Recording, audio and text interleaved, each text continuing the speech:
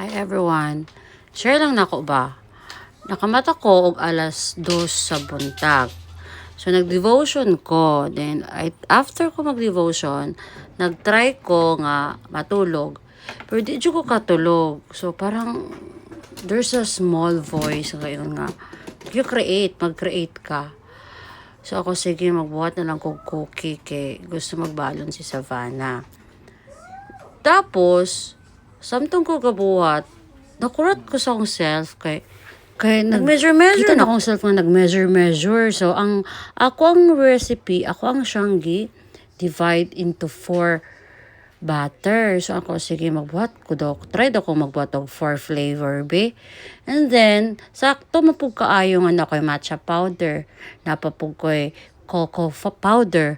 So first time pud to good nga bro, ako gid siyang gilingkuran, naglista-lista gyud ko kung pila ka teaspoon, tablespoon, mabuhat na ni nga recipe. Dayon, so nakbuhat na ako, nag-bake na ako. So mga alas 4 to sa buntag, din ako din gi-taste test. Ako ay murag densely ako ang duha ka flavor, ako ang matcha o ang akong cocoa. Kaya ako magidungangan og powder. Ako nga, murag failure pero lami siya.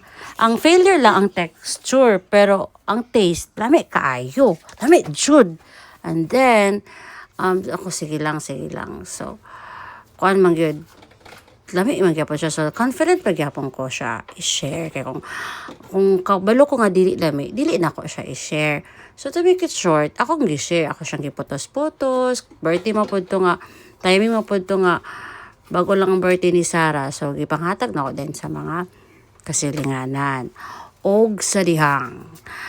Naay silingan ni balik. Siya nga, ganahan kayo siya sa akong gibuhat nga cookie. Og mag-order daw siya. Oh, wow.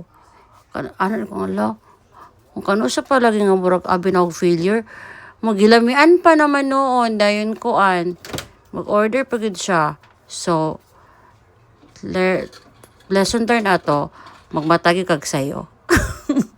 Bye.